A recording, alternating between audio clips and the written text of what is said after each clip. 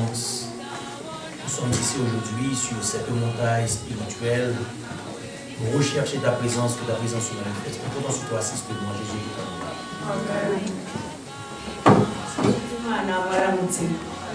Église du Seigneur, bonjour. Peuple de Dieu, bonjour. Est-ce que nous ne sommes pas contents d'être dans la maison de l'Éternel ce matin? Dieu a été avec nous durant toute cette semaine qu'on vient de passer.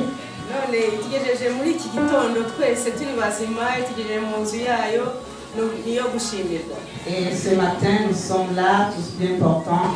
Il est digne de louange.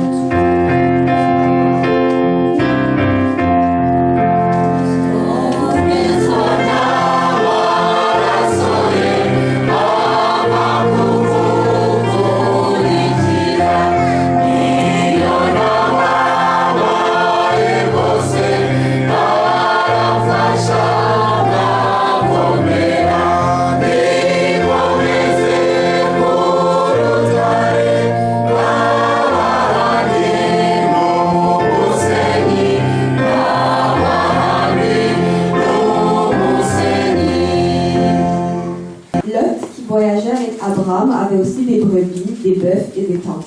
Et la contrée était insuffisante pour qu'ils demeurassent ensemble, car leur bien était si considérable qu'ils ne pouvaient demeurer ensemble. Il y eut querelle entre les bergers des troupeaux d'Abraham et les bergers des troupeaux de Lot. Les Cananéens et les Phérésiens habitaient alors dans le pays. Abraham dit à Lot, qu'il n'y ait point, je te prie, de dispute entre moi et toi, ni entre mes bergers et tes bergers, car nous sommes frères.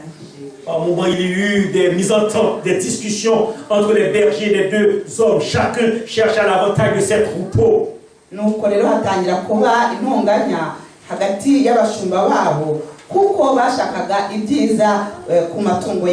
Des tensions vives s'enflammèrent par moments. Probablement Abraham et Lot intervinrent pour ramener l'ordre de la bergerie.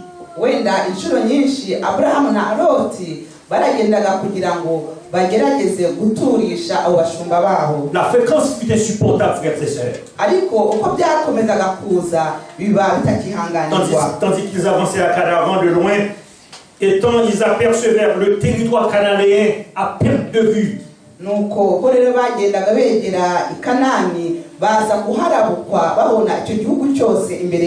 À ce moment-là, ils réalisèrent qu'ils ne pouvaient pas continuer à être ensemble. L'eau regarda de loin, il a vu la prospérité, il a vu l'immensité de cette terre, il a vu la fertilité, il a vu la richesse à travers ce territoire.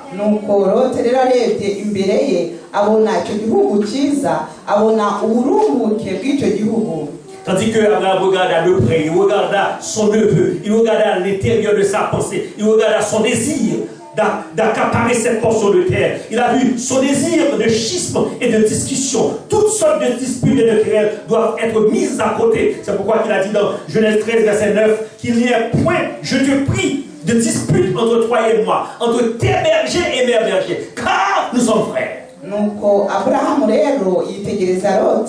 maze asoma mu bitekerezo bye abona ko Loti ari kwifuza icyo gihugu ari kubona kimumereye neza.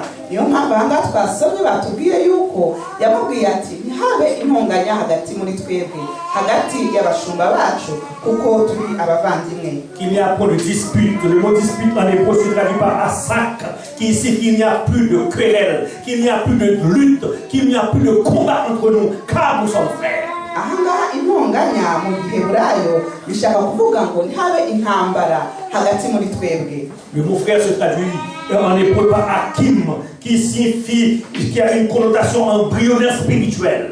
Noneho ubuvandimwe yatugize mu giheburayo bishaka nko kuvuga ikintu gifatanye mu buryo bw'umwuka. Lorsque cela se traduit akim en hébreu, mais tandis qu'en grec c'est adelphos. Adelphos, dont le suffixe phos signifie lumière, entraille, cordon ombilical. Noneho wabishyira noneho mu kigiriki bigashaka kuvuga urumuri cyangwa se nanone rwarura rufatisha umwana kunda hamwe na nyina. Cela veut dire tous les hommes de la terre, nous avons un seul père, nous avons une seule mère, l'Éternel des armées. No kuvuga ngo abantu wese bo kwisi dufite data umwe ariwo data wa twese wo mu ijuru. Nous sommes tous attachés à cette grande lumière qui est Dieu lui-même. Twese duhuriye kuri uwo mucyo ukomeye ariwo data wa twese. Notre intelligence fait de nous une parcelle de cette lumière qui doit briller dans les ténèbres de ce monde. Ni ukuvuga ngo ubwenge bwacu ugomba kwerekana agace gatoya k'urwo rumuri rugomba kumurika muri iyi si. Lorsque j'ai regardé en profondeur ce texte, frères et sœurs, j'ai remarqué une chose, ironiquement parlant, Lot fut le neveu d'Abraham. Comment put-il être à la fois son neveu et son frère? No negereje kuri iyi somo twasomye natekereje ni gute yaba umwishwa we kandi akaba n'umuvandimwe we. Lorsque je suis allé plus loin, j'ai remarqué que cette fraternisation transcende le lien biologique, car elle est enracinée quelque part et nulle part, puisqu'elle a son origine en Dieu, qui est le prototype de toute source naturelle, parce que nous avons tous été créés à sa ressemblance, à l'image de Dieu. Nuko rero nitegereje nsanga ubuvandimwe burenze ubuvandimwe busanzwe, ahubwo bwerekana aho duhuriye, aho ngaho ni ku Mana. Ils avaient tous le même butin à partager. La dimension du territoire fut démesurée et à perte de vue. Bari bafite icyo bashaka kugeraho bombi, kwari ugufata ubwo butaka kandi bwari bwinshi bunini. Ces deux voyageurs furent le cobaye de l'Éternel, les cobayes de l'Éternel sans qu'ils s'en apercevaient. Ils devaient subir des tests pour les qualifier, des tests pour regarder l'état de leurs pensées. Et pouvoir les mettre également ce test de comprendre les notions rudimentaires de la relation humaine. Abo bantu babiri rero babaye abo Imana yari kwigiraho kugira ngo ibashe kubagerageza maze ibarebe. Pour réussir, l'un d'eux devait souffrir. L'un d'eux devait se soumettre à l'autre afin de tisser le lien fraternel tant attendu. Kugira ngo rero babashe kubigeraho, umwe muri bo yagombaga kwemera guca bugufi, umwe muri bo yagombaga kwemera kubabazwa kugira ngo babashe gukora ubwo bumwe bwa kivandimwe. La question à se poser.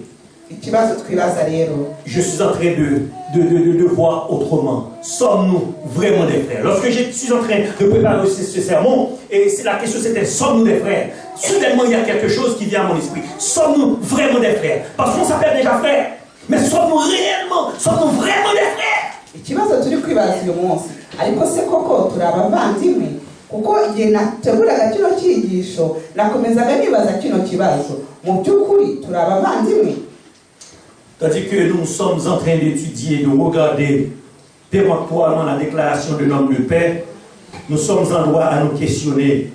Mu gihe turi kureba rero ibyo uyu mugabo w'umunyamahoro yavuze, natwe reka twibaze. Frères et sœurs, l'attitude d'Abraham m'interpelle. Uko Abrahamu yitwaye hari icyo bimbwira. L'attitude d'Abraham me permet de penser. Hari uko Abrahamu yitwaye bituma ntekereza. L'attitude d'Abraham me permet de regarder mes relations avec ceux à qui je dois avoir un certain rapport spirituel. Uko Abrahamu yitwaye bituma nibaza uko ngewe mbanye nabo tugendana nabo duhuriye ku kwizera. Abraham fut prêt à perdre certains avantages, certains bénéfices pour le prix de la paix. Abrahamu yemeye gutakaza ibintu bimwe kugira ngo abashe kubona amahoro. Il fut prêt à sacrifier sa priorité de choix étant que l'aîné pour le prix de la paix. Yemeye guhara uburenganzira yari afite nk'umukuru kugira ngo abashe kubona amahoro. Il fut prêt à se soumettre pour le prix de la paix. Yemeye guca bugufi kugira ngo habeho amahoro.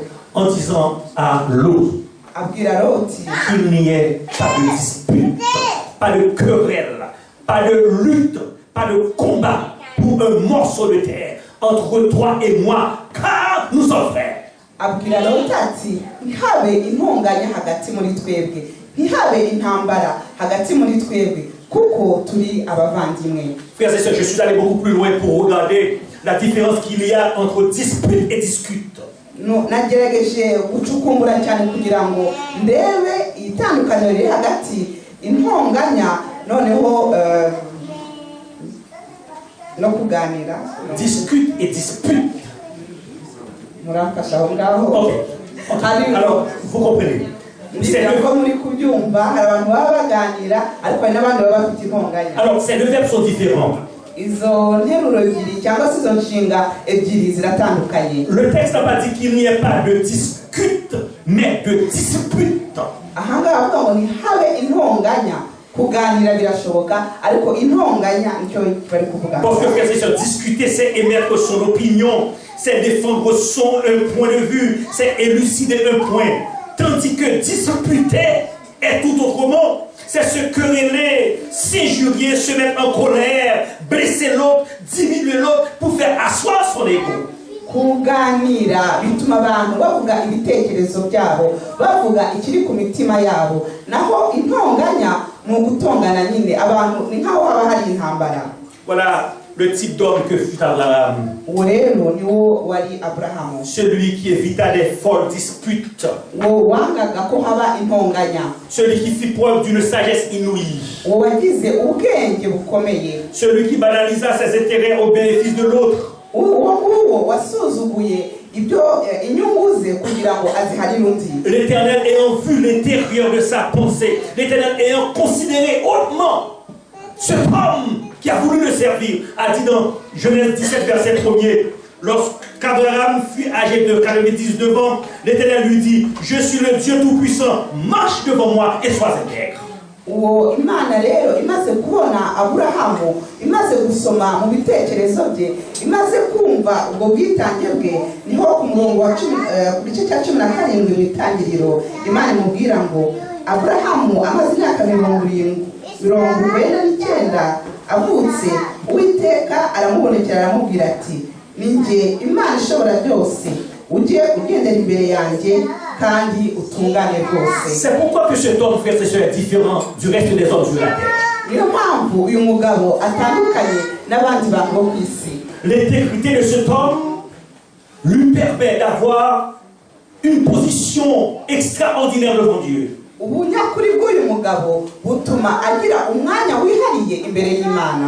L'intégrité fut de mise dans sa relation avec Dieu et ses projets. Ubwo bunyakuri bwe buhagarara hagati y'Imana ndetse na bagenzi be. La paix, l'humilité, le renoncement fut le jalon de sa spiritualité. C'est pourquoi qu'il se comporta d'une telle manière avec son neveu Lot. Kugira gushaka amahoro, guca bugufi nibyo byamufashaga mu buryo bw'umwuka we, bigatuma ashaka amahoro no mu kubana na Loti. Lorsque nous réalisons l'attitude de Lot à cet égard, celui qui a sa tête sur ses épaules, celui qui peut lire, qui peut réfléchir, celui qui comprend bien, lorsque nous analysons en profondeur l'attitude de cet homme, dans ce cas aussi, nous pouvons conclure qu'il n'est pas intelligent. Nous pouvons conclure qu'il n'est pas intelligent pour plusieurs raisons.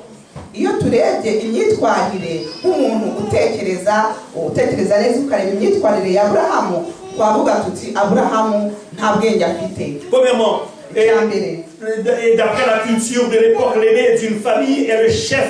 Il a le droit de choisir en premier. Mu muco wabo kuko yari we mukuru niwe wari ufite uburenganzira bwo guhitamo mbere. Il a méprisé son intérêt aux dépens de l'autre parce qu'il a conçu d'abord le bien-être de l'unité familiale. yanze rero gufata ibyo yari yemerewe abihereza undi kuko yifuzaga ko habaho amahoro mu muryango. L'Esprit de Dieu lui apporta le désir de la paisibilité. Kandi Imana imuha uko gushakisha amahoro. Pourquoi? Kubera iki? Vous et moi. Nge namwe. Si nous étions à la place d'Abraham, iyo tuba mu mwanya wa Aburahamu, nous agirions différemment. twari gukora bitandukanye nawe. Allez à voir aujourd'hui, Christ a conçu cette église pour vivre en convivialité. Imana Yesu nawe yashizeho itorero ryayo kugira ngo abantu bose babane mu mahoro babane. L'église a conçu l'église, le Christ a conçu son église pour que nous puissions vivre en frères et sœurs. Yesu yashizeho itorero kugira ngo tubane nk'abavandimwe. L'amour doit être la racine de nos relations. Urukundo nirwo rwagombye kuba umuzi w'imibanire yacu. C'est pourquoi que Jésus lui-même il a dit dans Jean 13 verset 35, à ceux-ci tous connaîtront que vous êtes mes disciples, non parce que vous connaissez les 28 vérités fondamentales de l'Église, à ceux-ci on connaîtra tous que vous êtes mes disciples, non parce que vous êtes en mesure de prêcher, non parce que vous pouvez chanter, non parce que vous avez un certain zèle pour défendre l'Église, à ceux-ci tous connaîtront que vous êtes mes disciples lorsque vous avez l'amour les uns pour les autres. Ahangaha niho Yesu yavuze ati iki nicyo bazamenyera ko muri abigishwa banjye, ntabwo ari uko muzi amahame 28, ntabwo ari uko muzi kuririmba neza, ntabwo ari uko muzi kubwiriza neza, ahubwo bazamenya ko muri abigishwa banjye kubera ko mufite urukundo hagati yanyu. Frères et sœurs, bene data, sommes-nous vraiment des frères? ese koko turi abavandimwe? Sommes-nous vraiment des frères? ese koko turi abavandimwe? Vous saurez si je suis votre frère, c'est quand mon intérêt est en jeu. Muzamenya ko ndi umuvandimwe wanyu igihe ibyo nifuza, igihe bingirira akamaro mbihara. Vous saurez que je suis votre frère, c'est quand au comité, mes idées ne font pas le poids. Muzamenya ko ndi umuvandimwe wanyu igihe tuzaba turi muri komite, ibitekerezo byanjye ntibyitweho. C'est pourquoi que l'apôtre Paul a dit dans Philippiens 2 verset 4, écoutez ceci, que chacun de vous, au lieu de considérer ses propres intérêts, considère aussi ceux des autres. Niyo mpamvu mu Bafilipi Paul yavuze ati buri wese yere kureba ibye ahubwo arebe inyungu za mugenzi we. Mais il y a quelque chose qui est anormal. Alors je dois considérer votre intérêt avant le mien. C'est anormal, c'est illogique. Alors je dois considérer mes intérêts avant le mien. Ce sont les intérêts de mes enfants d'abord. Ce sont les intérêts de ma femme d'abord. Mais la voiture est restreignée par l'espace. Il neige, pasteur. Mais il pleut, pasteur. Mais écoutez, ce sont mes enfants d'abord. C'est ma femme d'abord. Et puis je pars. Ahangaha ukavuga uti ese ndebe inyungu zanjye mbere kuko ubundi wavuga uti ibyanjye mbere na mbere, iby'umugore wanjye, iby'abana banjye akaba ari byo ushira imbere. Alors vous avez le frère et sa femme, ils vont à Longueuil, moi je vais à Laval, mais il y a une affaire d'essence, il faut que je rentre dans ma famille. Alors je le laisse ici, je pars. C'est ma famille d'abord, c'est moi d'abord. Ukavuga uti hari mwene data utuye Longueuil, ngewe ntuye Laval, ese mbigenze ni ngomba kubanza mbere na mbere nkareba umuryango wanjye. Si vous en avez l'occasion, ne manquez pas d'examiner la sculpture se trouvant à l'entrée de Boys Town, cette ville fondée par le frère Flanagan aux États-Unis. Je reprends. Et c'est une ville qui s'appelait Boys Town aux États-Unis, fondée par Flanagan. Il y a une sculpture qui a été érigée. Elle représente 200 abris que le prêtre avait un jour rencontrés sur son chemin. 200 abris de clochards.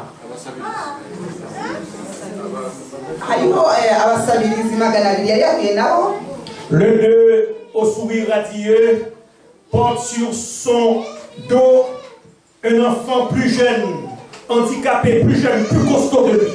Hari umwana wari ikimuga Et le prêtre demanda à l'aîné s'il ne se fatiguait pas de toujours porter aussi son petit compagnon très lourd et tend sur son dos au quotidien. nuko uwo mupadiri abaza umwana wahekaga wari ufite ikimuga niba atananirwa guhora amuhetse. La réponse inoubliable est gravée sur ce socle et de la sculpture. La réponse est gravée. Il retourna vers le prêtre qui a dit, il n'est pas lourd, car c'est mon frère. nuko ucyo uwo mwana yamusubije ati ntabwo afite ibiro byinshi kuko ni umuvandimwe wanjye. Ayo magambo rero yanditse kuri icyo gishushanyo bashize aho ngaho kuri uwo mujyi. Frères et sœurs, il est écrit dans Galates chapitre 6 verset 2, portez les fardeaux les uns les autres et vous accomplirez ainsi la loi de Christ. Mu Bagalatiya haranditse ngo mwikorerane imitwaro ni gutyo muzabasha kuzuzanya mu itegeko rya Kristo. Parfois, vous et moi, nous osons penser que nous avons la vérité. Nous allons prêcher les gens qui sont dehors, mais qui agissent contrairement que nous. Kenshi tujya kubwiriza abari hanze bakora ibitandukanye n'ibyacu. Le Seigneur demande à ce que l'Église soit une lumière qui brille à travers le monde. Imana irasaba kugira ngo itorero ribe urumuri rumurikira isi. Car l'essence du christianisme, frères et sœurs, consiste de l'amour expérimenté non par les paroles encourageantes, mais de bonnes actions et de gestes bienveillants. Ubukristo icyo buvuze ntabwo ari amagambo meza ahubwo ni ibikorwa byiza tugirira abagenzi bacu. L'amour que vous et moi nous apportons aux autres doit se traduire par des actes. Et petit qu'il soit, l'apôtre Jean, il a dit dans 1 Jean 3, verset 16, nous avons connu l'amour en ce qu'il a donné sa vie pour nous. Nous aussi, nous devons donner notre vie pour les frères. Oui, nous devons donner notre vie pour les frères. Mais il y a un problème de ce texte. Parce que nous avons de la misère à considérer l'intérêt des autres. Mais maintenant, la Bible nous dit de nous donner notre vie pour les autres. Mais Jésus le fit. Il nous demande de donner notre vie pour les autres. Urukundo ahangaha batubwira ntabwo ari urukundo rw'amagambo gusa. Urukundo tugomba kwereka abagenzi bacu rugomba kugaragarira mu bikorwa byacu naho byaba bitoya. Yesu nawe yatanze ubuzima bwe, yatanze ubugingo bwe kugira ngo twebwe dukunde kubaho. Quand Dieu nous questionne concernant ceux qui souffrent autour de nous, ceux qui ont des besoins, quand nous questionnons, que dirons-nous? Dirons-nous comme Caïn dans Genèse chapitre 4, nous ne sommes pas nous ne sommes pas qui encore? Le gardien de notre frère. Ese Imana nitubaza bagenzi bacu bababazwa abo duhura nabo, ese tuzasubiza iki? Tuzavuga ngo ntabwo turi abarinzi ba bene data? Frères et sœurs, la communauté de l'Église a été établie par Jésus pour des raisons tout à fait particulières que vous et moi nous ignorons. La communauté de l'Église a été établie comme une communauté par Christ pour une raison tout à fait différente que vous et moi nous ignorons. Yesu yashizeho itorero ku mpamvu twebwe ubwacu tutazi. Cette église fut le rempart des affligés, un abri sûr pour les opprimés, un oasis pour les déshérités du sort. Iryo torero rero niho ababajwe bose baza bagahungira. Caïn se déclina de ses responsabilités. Il n'avait pas compris que pourquoi Dieu l'a mis sur terre, c'est de supporter le frère. Pourquoi Dieu l'a mis sur terre, c'est de surveiller sur son frère. Pourquoi Dieu l'a mis sur terre, c'est d'encourager le frère dans des situations difficiles.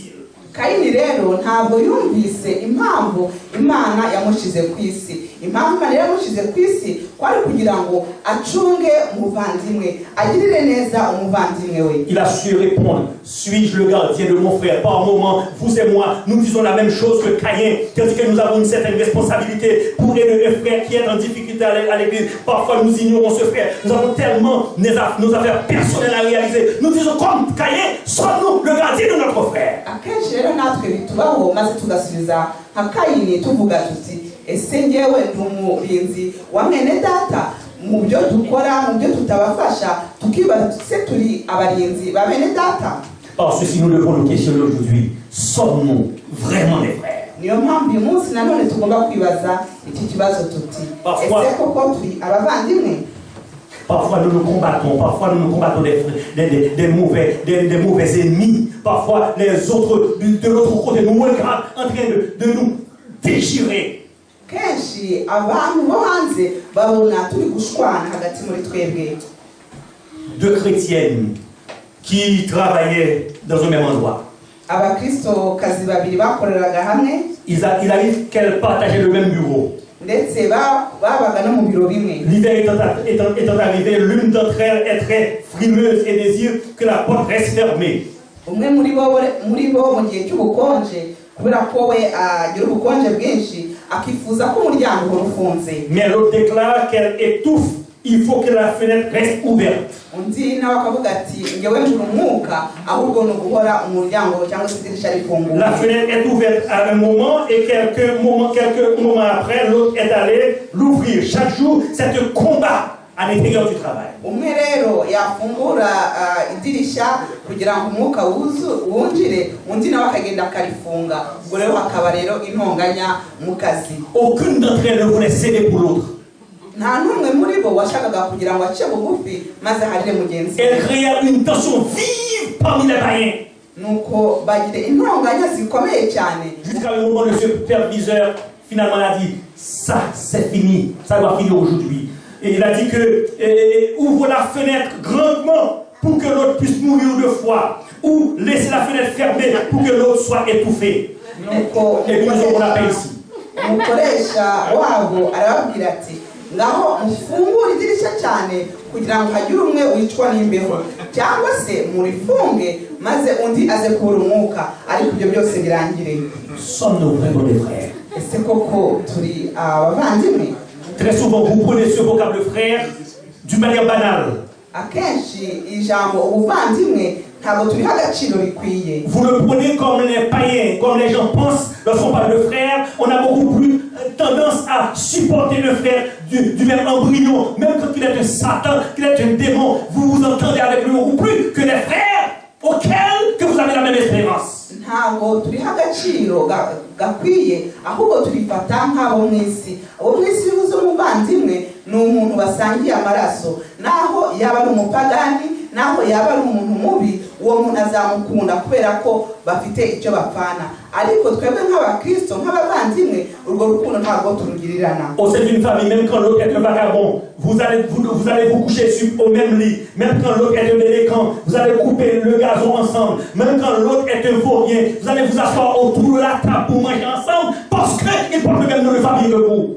Mu muryango naho mwaba mufite utameze neza uw'igicucu niba navuga gutyo, muzasangira, muzaryama ku buriri rumwe, ndetse muzakorana n'imirimo yo mu rugo kubera ko muhuje amaraso. C'est pourquoi que l'église est si fière, parce que vous et moi, nous ne comprenons pas la profondeur du vocable de fraternité à l'intérieur de l'église. Niyo mpamvu rero itorero nta ntegeri mfite kubera ko mwebwe nanjye ntabwo twumva uburemere bw'ijambo ubuvandimwe. Ce vocable, frères et sœurs, transcende la perception. Il y a une certaine dimension spirituelle lorsqu'on dit on est frères en Jésus-Christ. Ubuvandimwe rero burenze icyo twebwe twibwira, kuko harimo ikintu cyo mu mwuka iyo tuvuze ngo turi abavandimwe. Tandis que vous ne voulez pas vous asseoir ensemble sur une même table à l'intérieur de l'église, il y a des petits clans, alors l'autre est votre ennemi, tandis que l'autre qui est un Satan, il est le même frère, le même père avec vous, vous vous entendez avec lui. Mu itorero kandi twese twizera Imana uzasanga harimo uduce tumwe hari abantu batavugana n'abandi, nyamara umuvandimwe wawe muhuje amaraso naho yaba ari umupagani gute we muzumvikana. Le Seigneur me permet de vous dire aujourd'hui, frères et sœurs, nous ne saurions être frères et sœurs si nous réalisons que l'un de nous souffre et que nous n'ayons aucun souci pour partager ses peines. Imana irambwiye ngo babwire uyu munsi ntabwo tuzaba turi abavandimwe igihe umwe muri twebwe azaba ababajwe maze twebwe ntagire icyo bitubwira. Nous ne saurions être frères autant que nous n'ayons pas le courage de nous asseoir avec le frère qui ne partage les mêmes pensées avec nous pour manger ensemble sur une même table à l'intérieur de l'église. Igihe umwe mu bavandimwe tudahuje imitekerereze maze ntitubashe kwicarana ngo dusangire tuganire, icyo gihe ntabwo tuzaba turi abavandimwe. Nous ne saurions être frères à moins que de tout autant que nous ne pouvons pas faire confiance à l'autre pour l'inviter chez nous, pour manger avec nous, car nous avons peur de l'autre.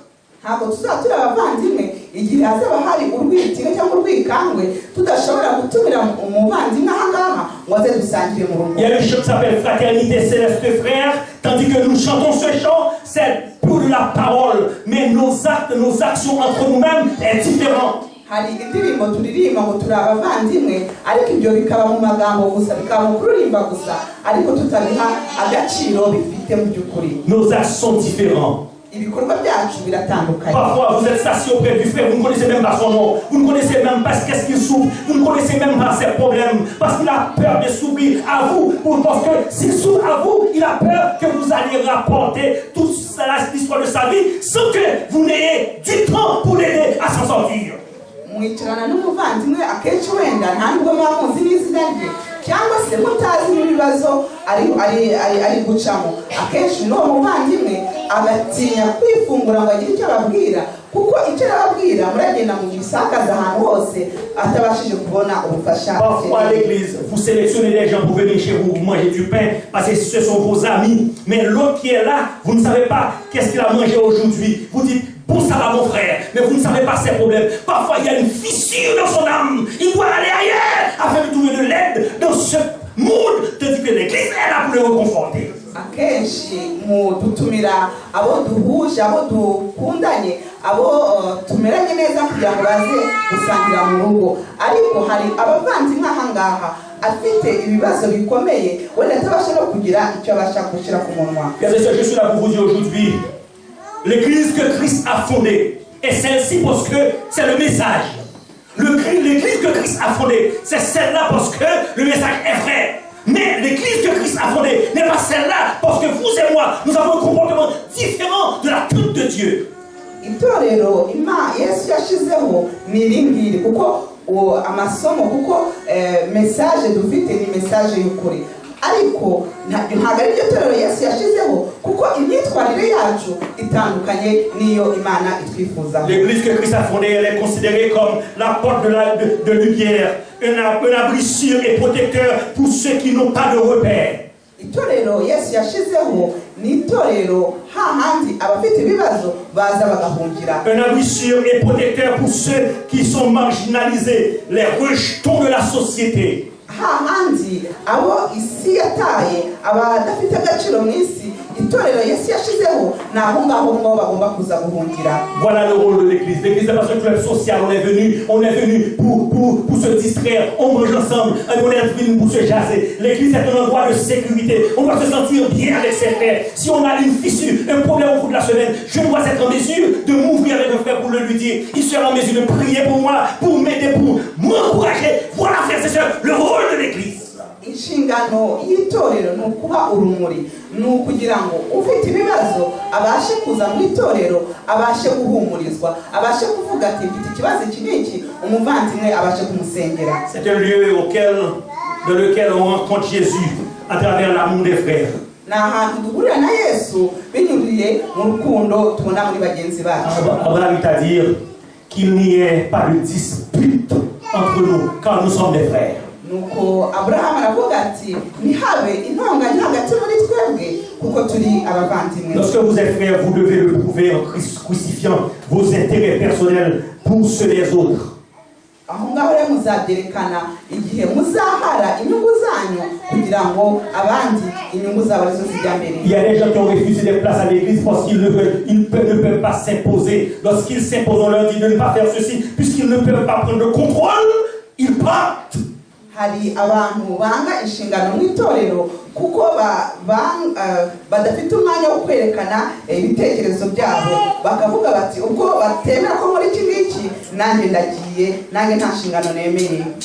Le roi qui fit un festin, il invita tous les grands de la communauté, quelque chose d'extraordinaire, tout le maire, les députés, tout le monde. Umwami umwe yakoze umunsi mukuru maze atumira abakomeye bose, abadepite, abantu bose bakomeye kugira ngo baze muri uwo munsi mukuru. On devait avoir la tenue de gala. C'était tellement un programme extraordinaire. Il y avait eu de la sécurité. On a sélectionné, pas tout le monde, j'ai dit tout le monde est invité, pas tout le monde. On a sélectionné des gens de haute classe pour venir assister à ce programme. muri iyo gahunda rero hari hatumiwe mo abanyacyubahiro ndetse bari bafite n'imyenda bagomba kwambara, imyenda y'ibirori, imyenda myiza.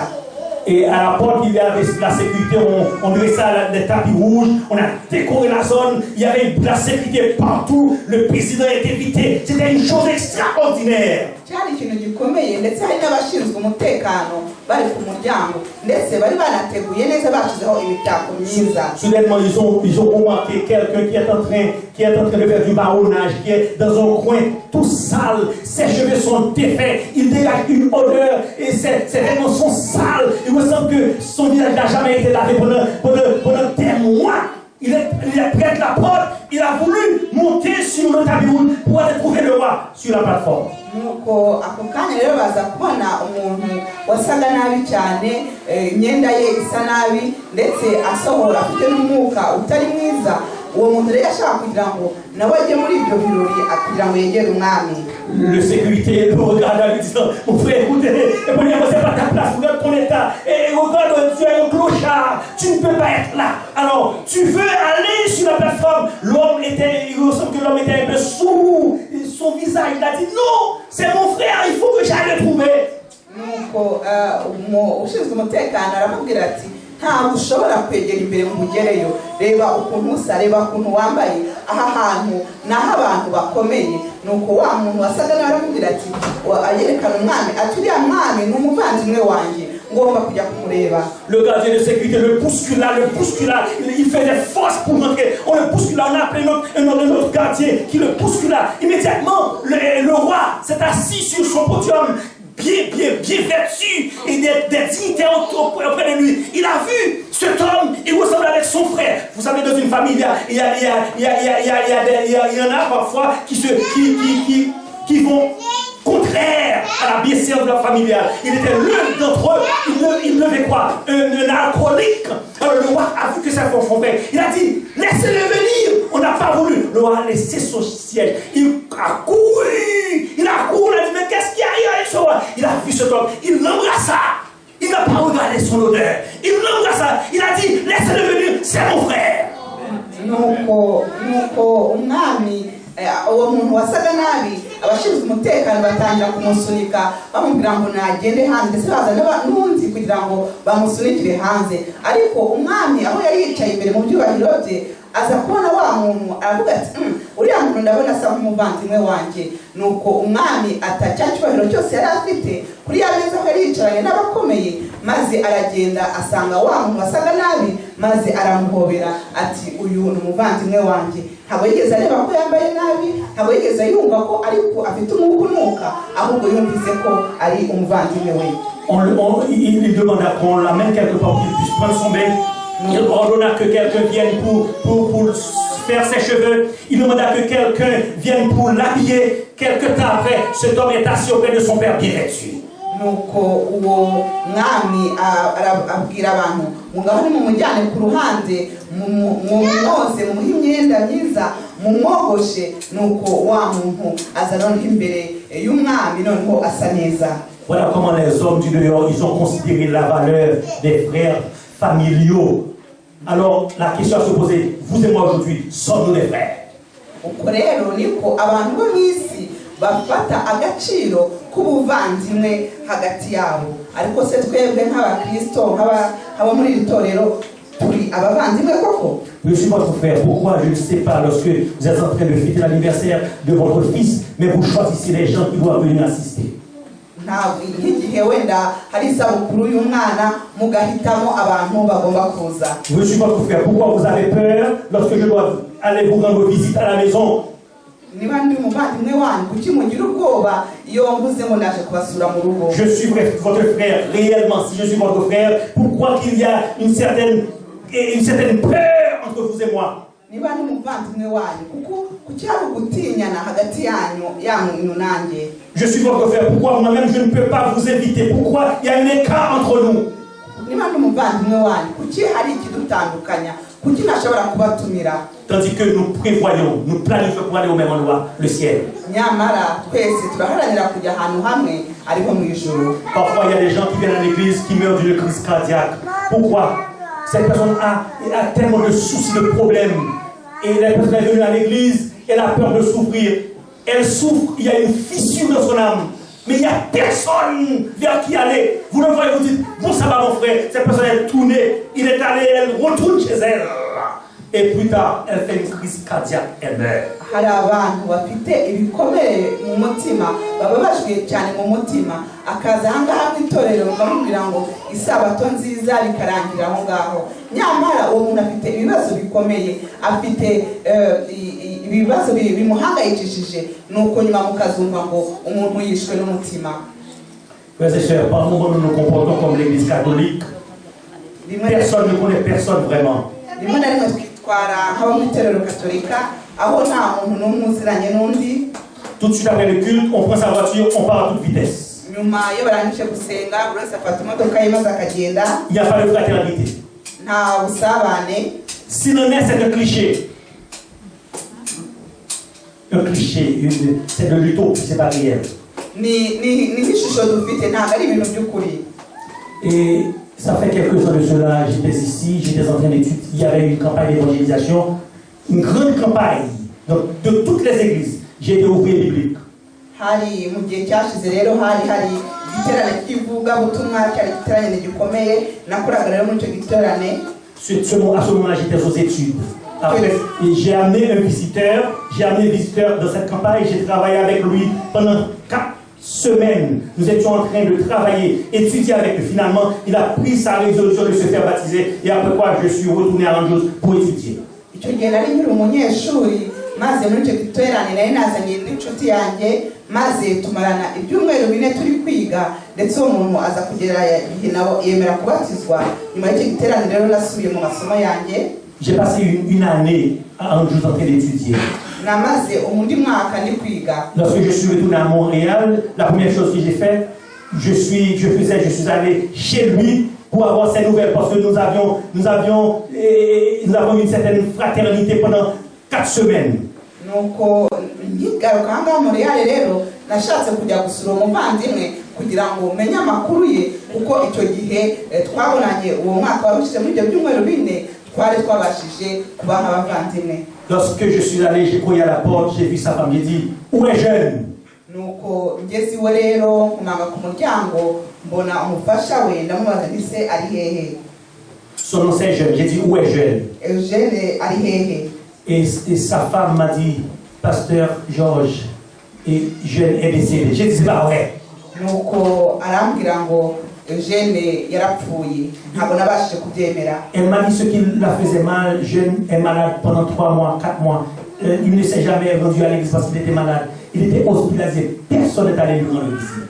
nuko arambwira ati Eugene yararwaye amara amezi 3 mu bitaro nyamara ntiyabashaga kujya ku rusengero kugira ngo asenge n'abandi ariko muri icyo gihe yararwariye mu bitaro nta muntu n'umwe wigeze ubasha kumusura. Je n'étais le seul adventiste dans sa famille. Cette femme a passé des moments difficiles. Personne n'était là pour la consoler. Elle m'a dit, Pasteur, c'est l'église catholique en arrière.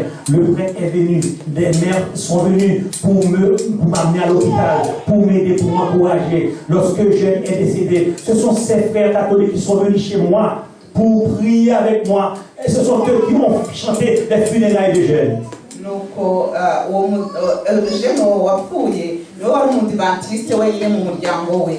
nuko umudamu rero amaze gupfusha umugabo we yagize ibibazo bikomeye nuko abwira Pasteur Luis ati igihe umugabo wanjye yapfuye nta muntu wo muri eglise y'abadivantiste wigeze uza kundeba ahubwo nafashijwe n'abantu bo muri eglise katolika ndetse ni nabo bamfashije gushingura umugabo wanjye. Avec une telle information, j'ai failli m'effondrer. maze kumva ibyo bintu numvise nakikubita hasi. Honnêtement, sommes-nous réellement les frères? ese mu by'ukuri koko turi abavandimwe? Celui que vous dites, bon ça va mon frère, très souvent, vous ne le connaissez pas. ese uwo mubwira ngo isabato nziza buri gihe ese koko muramuzi? Il a peur de vous. wenda aba afitiye ubwoba. Vous avez peur de lui. nawe wenda hari mufitiye ubwoba. Et on ose dire qu'on est frères. noneho tugatinyuka tukavuga ngo turi abavandimwe. Sommes-nous réellement des frères? turi abavandimwe mu by'ukuri? Nous ne saurions être frères à moins que nous maintenions une certaine tolérance envers les autres. tuzaba abavandimwe igihe tuzabasha kwihanganirana. Nous ne saurions être frères à moins que l'Esprit nous pénètre et enlève le caractère égoïste qui nous habite. tuzaba abavandimwe igihe tuzemerera umwuka wera akatwinjiramo maze akatuvanaho inaringe muri twebwe. Nous ne saurions être frères à moins que l'autre qui est assis à côté de nous soit pardonné entièrement. Parfois, nous avons quelques dans notre cœur, nous le retenons. tuzaba abavandimwe igihe ukwicaye iruhande uzamubabarira by'ukuri, kuko hari igihe dufata abantu tukabagumisha mu mitima yacu kubera ibyo badukoreye. Nous ne saurions être frères parce que nous reconnaîtrions et soyons prêts à pardonner, à connaître la souffrance de l'autre, à partager la souffrance de l'autre. tuzaba abavandimwe igihe tuzemera kumva akabaro ka bagenzi bacu maze kandi tukakabafashamo. À moins que l'Esprit de Dieu plane sur chacun de nous, change notre façon de penser, change notre caractère, permet que nous puissions nous ouvrir les uns les autres, permet que nous puissions prêts à voler au secours de ceux qui souffrent autour de nous, permettre que l'Église soit une porte. Lorsqu'on rentre à l'intérieur, on sent la chaleur de l'Esprit. L'Église soit une porte. Quand quelqu'un rentre, on puisse ressentir qu'il y a quelque chose qui peut transformer la vie de l'autre. C'est là que nous serons des frères convertis, des frères capables de dire que nous sommes réellement des frères. Et quand Jésus reviendra, frères et sœurs, il trouvera des vrais frères convertis. Et nous serons tous dans le ciel pour vivre avec lui pour le temps et pour l'éternité. tuzaba abavandimwe rero igihe tuzemerera umwuka wera akaza akatwinjiramo agahindura imitekerereze yacu maze twese tukaba abavandimwe. Icyo gihe Yesu nagaruka azaza asange turi abavandimwe b'ukuri. Vous vous dites, frères, êtes-vous vraiment, sommes-nous vraiment des frères que les Seigneur. Reka twibaze turi abavandimwe by'ukuri. Imana ibahe umugisha.